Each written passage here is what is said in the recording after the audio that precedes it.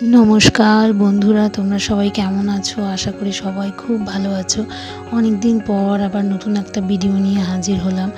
তো আজকে শিক্ষক দিবস। তো আমার তরফ থেকে সব শিক্ষক শিক্ষিকাদের এবং সব বাবা মাদের অনেক অনেক শিক্ষক দিবসের শুভেচ্ছা ও প্রণাম। কারণ আমাদের প্রত্যেকেরই প্রথম শিক্ষাটা মা বাবাই দেয়। তো তাই এই শিক্ষক দিবসের দিনে মা বাবাকে প্রণাম করতেই হবে এবং শ্রদ্ধা জানাতেই হবে। তো এখানে দেখতে পাচ্ছ তোমরা যে পুচকুগুলোকে, তো এগুলো সবাই হচ্ছে আমার মায়ের ছাত্রছাত্রী। আর সত্যি বলতে কি, এখনকার শিক্ষক দিবস না সত্যিই আমার ভালো লাগে না। এই ছোট বাচ্চাদের সাথে যে সেলিব্রেট করলাম, এই শিক্ষক দিবসটাই সব থেকে আমার বেশি ভালো লাগলো।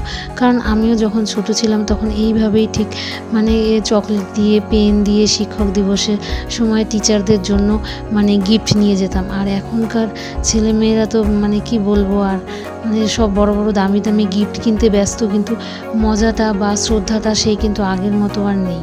তাই এই ছোট্ট বাচ্চাগুলোকে দেখো কি সুন্দর লাগছে। তো ওরা এসে একটু আবৃত্তি করলো, নাচ গান করলো।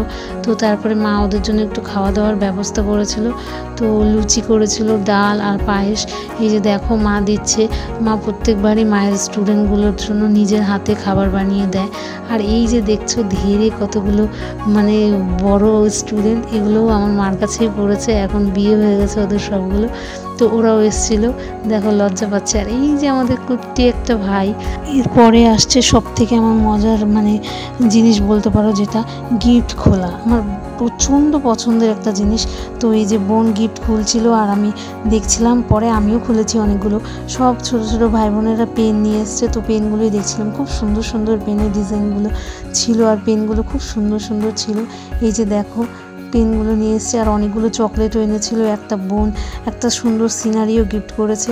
তো এই যে দেখো, আজকের জন্য এখানেই, টাটা, বাই বাই।